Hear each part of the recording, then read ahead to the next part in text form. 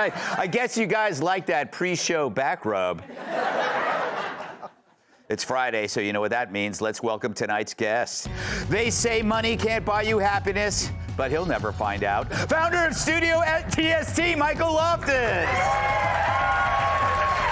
His vicious trolling gets people scrolling. Host of the You're Welcome podcast, Michael Mallett. People are always mistaking him for an almond brother. Host of the Ricky Cobb Show on Outkick, Ricky Cobb.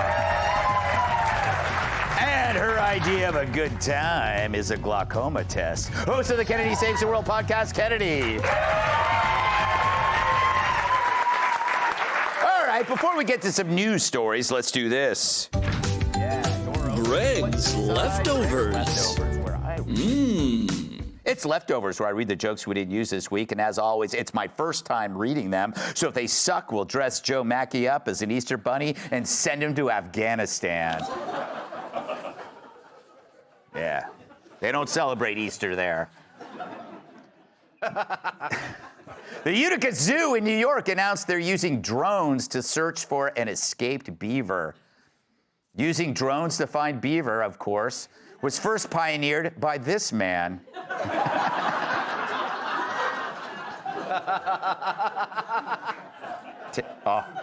To prepare for her trip on the Blue Origin rocket, Katy Perry said, quote, she read a book on string theory. We're told she thought it was about the effects of zero gravity on tampons.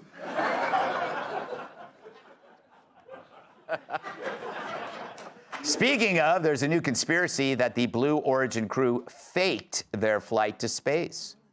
But come on, what's fake about this astronaut? The Kardashians gifted Lauren, that woman there, a $7,000 purse after the space flight. Not to be outdone, Oprah gifted Gayle King a replica of the Blue Origin rocket. Oh, God. Yeah. Don't fall on one of those. That was a night I won't forget. On this day in 1955, New York City installed the first walk, don't walk street signals, to be replaced in 2020 with this signal. Earlier this week on The View, Whoopi Goldberg actually agreed with President Trump's plan to get rid of the education department. Joy Behar was so upset she stomped her hooves and charged. Can't all be winners. Despite the popular 5-second rule, scientists have determined that no amount of time is safe when it comes to eating off the floor. Well, that's a risk I'm willing to take, said one man. A woman in Spain pretended to be mute for 16 years to collect a disability pension. Yeah. Shut up. Shut them all up. Wait, she didn't talk for 16 years? That doesn't sound like a disability. Sounds like money well spent. A sexist would say. And Michael Malice. All right. In the Miss Maine contest, a female-identified male will compete against Jordan Hudson, the 24-year-old girlfriend of 73-year-old Bill Belichick. Now, Jordan has to deal with two guys who can no longer get it up. Joe Biden is asking for $300,000 per speaking appearance, but so far has found very few takers. Well, unless they're undertakers.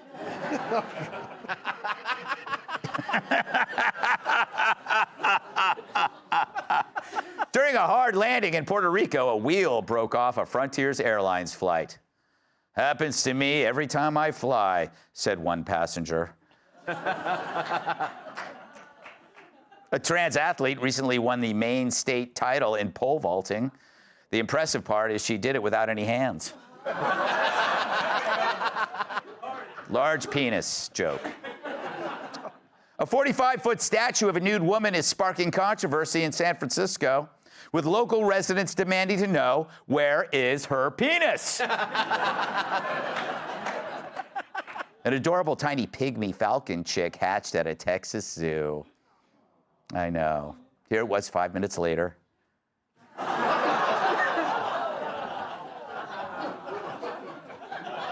Florida woman was arrested for selling a 500-year-old bone. Wow, who knew they were breaking the poor guy down for parts? Make more money that way. Finally, at Disneyland, a Canadian guy was arrested for walking around naked. To be fair, though, it's not unusual to see someone at Disneyland without pants.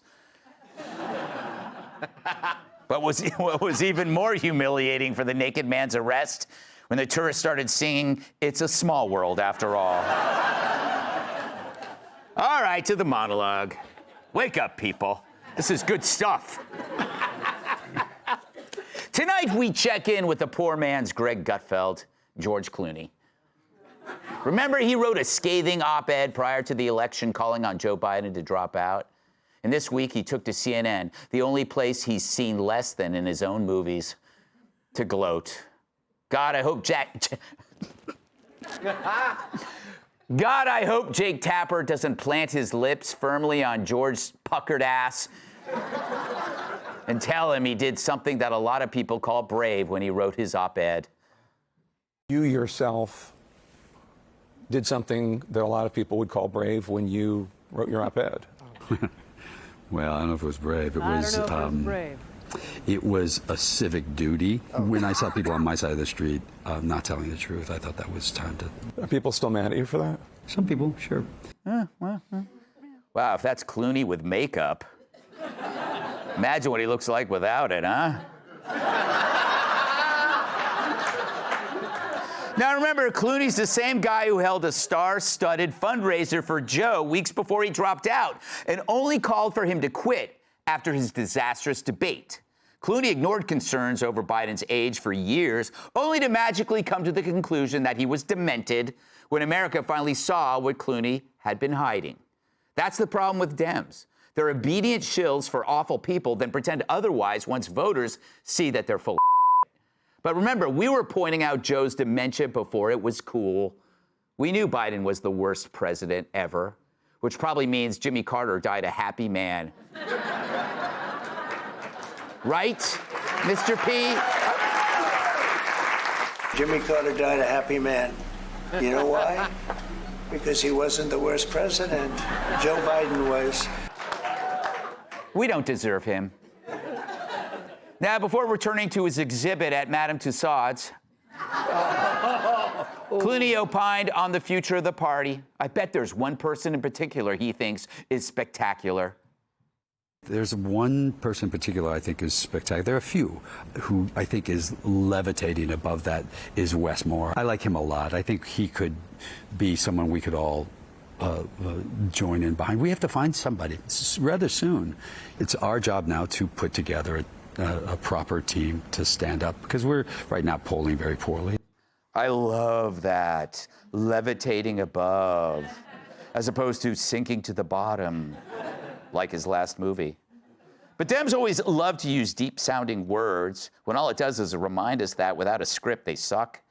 Of course, the Dems are polling at record lows, perhaps because their leaders keep embracing the wrong side of every issue, like immigration. A recent poll found that 74% of Americans favor deporting illegals who've committed crimes.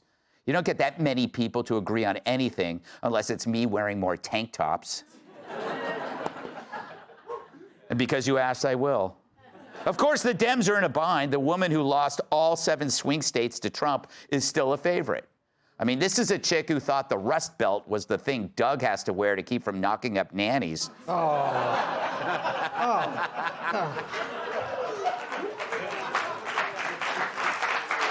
Yeah. Kamala's smile could kill the mood on a porn set. She'd get a DUI playing Mario Kart. Right behind her is AOC, who's polling at 21%, who is brain dead without having dementia. Even election guru Nate Silver thinks AOC could lead the ticket because she's young and media savvy.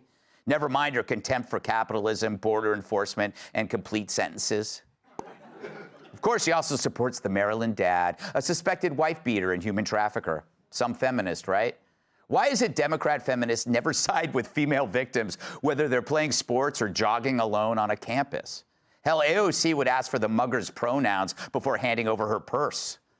So it's no wonder Clooney is back.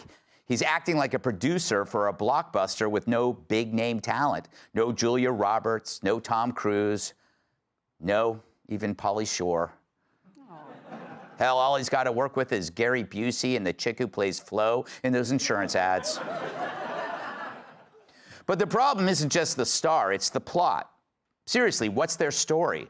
Identity politics sucked the brains out of the whole enterprise, and they're finding out that who I am is no replacement for what do I believe or what do I do. Wokeism drove all credible candidates away, leaving you with intersectional idiots. So who's left to cast for this movie? Should your leading lady be Dylan Mulvaney? Your action hero, Rachel Levine? Don't forget your trusty scientist sidekick. Sadly, George is trying to find a marquee name to front a dreadful remake of Heaven's Gate. And I don't mean the movie. Oh, I mean the cult. And those men cut their balls off, too.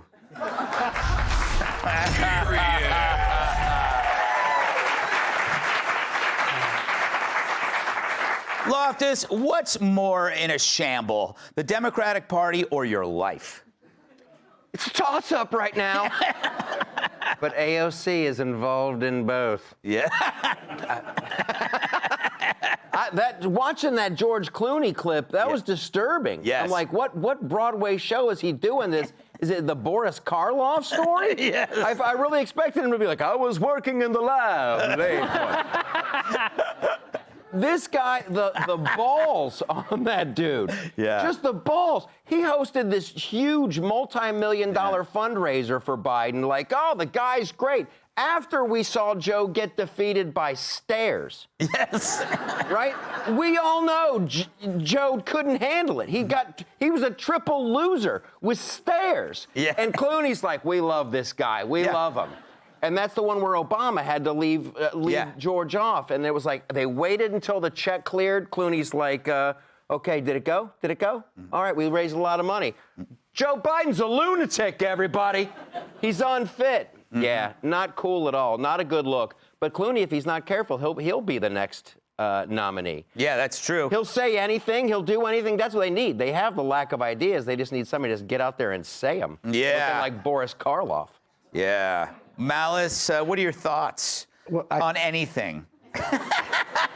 if it was 2005, no one would have heard of Obama. If it was 2013, Trump would have been a punchline. Mm-hmm. So it's very, very early. The Democrats are sneaky. They're strategic. They will do what it takes. And it's to their advantage to bring out someone who has a clean slate because they don't have the baggage of like Pelosi of 50 years of votes behind them. Mm-hmm. So, but people need to also realize George Clooney is a puppet made out of meat. It is his job, literally, to repeat the words of people better and smarter than him and come off as charismatic, which is basically the mark of a good politician. But I don't think you should count the Democrats out. There's going to be one issue that Trump's not going to do well on just because you can't control everything. And then that's all they have to run on in the midterms. So do not sleep on them. They're playing the long con. You believe that Trump will probably define their ideas. Right, because all they have to do is just call him out on whatever it is that he happens to slip up on. Something's going to go bad. How can it not? Yeah. Do you think I'm better looking than Clooney? I think we have the answer. I think we have the answer, Malice. Oh, I think we do. Yeah. I agree. We certainly do. I'll take that as a yes. You are better looking. Ricky, good to see you as always. I love your jersey. Is that some kind of team? It is in fact a team, yes. Now, do you play for this team? I do not know how to ice skate, so no, they can't use me, but Chicago Blackhawks. Yes, Blackhawks, eh? Not sure I agree with that name. Don't cancel me. I won't. So anyway, Ricky, I love how Clooney was talking about how they need somebody, but they don't have any ideas. Like, don't they need ideas first? Well, they've got ideas. They've just got all the wrong ideas. That's the first problem. And shout out to Jake Tapper, by the way. Yeah. If only he had had a platform where he could have pointed out Biden's decline. He was waiting to write the book. Yeah, finally, Boris Karloff comes along and does it. But now he's going to profit with the book, of course. Look, we all watched Joe Biden move around like a human Roomba for 4 years. He's shaking hands with ghosts. He's shouting out his dead friends. Look, Clooney likes Wes Moore. Yeah. Look, the best thing Wes Moore has going for him is that nobody knows who the hell he is. Yes. Right? Because the number one thing, the more we hear from Democrats, the more we have to question. As far as I think John Kennedy, Senator, said it about AOC, Operation Let Her Speak. Yeah. Right? The best thing that the Republicans have going for them is just allowing the Democrats to say their ideas publicly. Yeah, let them make the wrong choices. Kennedy, I came up with a slogan for Clooney's favorite candidate. Wes is more. I just did that now. This is why I'm on TV. Yeah. People don't understand what's going on in here, Kennedy. Wes is more. It must be so difficult to be that smart and that handsome. I wish I could turn off my brain sometimes, or at least share it with other people. And then just stare at your torso in the mirror. Oh, I can't. I would go blind. I've been imagining the tank top for the last 2 minutes. And it's a half-C. Oh, God. even better. It's not even Fleet Week, and New York City has already gotten so gay. Where are we, Kennedy? This is fun. Yes, I think. Yeah. Oh my God, I have two good Clooney stories. One, at the 1996 Video Music Awards, after the show, I was in a gorgeous couture Carolina Herrera floor-length pink silk gown with little white gloves, and I was doing segments after the VMAs, and one of the producers goes, "George Clooney is standing right there," and he was staring, and so I was like, "Hey, what's up?" And he was like, "Hello." He's like, "I've always wanted to meet you. I just wanted to come over and say hi." And I was like, "Hi!" And I was dating someone at the time, so I didn't want to pursue it. And then he floated off backward into the night and maintained eye contact. So for that reason, I'm going to vote for him for president. What's the second story? He hosted Confessions of a Dangerous Mind. Yes. Which was about Chuck Barris, who was the Gong Show host, and claimed to be a CIA operative. Yeah. And no one really knows if it's true, but I really hope it was true. So George Clooney directed that movie, and because I was a game show host at Game Show Network at the time, we all got to go. And so I stood behind George Clooney and held his left butt cheek for about 30 seconds. And he didn't clinch and he didn't flinch, which I felt was very impressive. And then he looked back at me knowingly and just went, "Yeah. Yeah. You've always wanted to do Who was that." the guy you were dating, and do you remember him? The guy you were dating so that you couldn't pursue? Yeah, it was my baby daddy, who I was with for 20 years. Oh, okay. Yeah. That's Chuck Barris. Okay. Yes, I thought it was Chuck Barris. I got it. I didn't even ask you what you thought of this. Okay, so but I'll tell you very quickly about Clooney. If he knew the shape Joe Biden was in, he is a complete fraud for not coming forward sooner and canceling the fundraiser, to Loftus's point, so his friends didn't fork over tens of millions of dollars. Yeah. If he didn't know, he has no business trying to lead the Democrat Party from afar, because he is not a true insider. And I think the reason he's not backing Josh Shapiro, who is the Pennsylvania governor, who is very popular. His wife is not. Oh! Hey, Sean Hannity here. Hey, click here to subscribe to Fox News YouTube page and catch our hottest interviews and most compelling analysis. You will not get it anywhere else.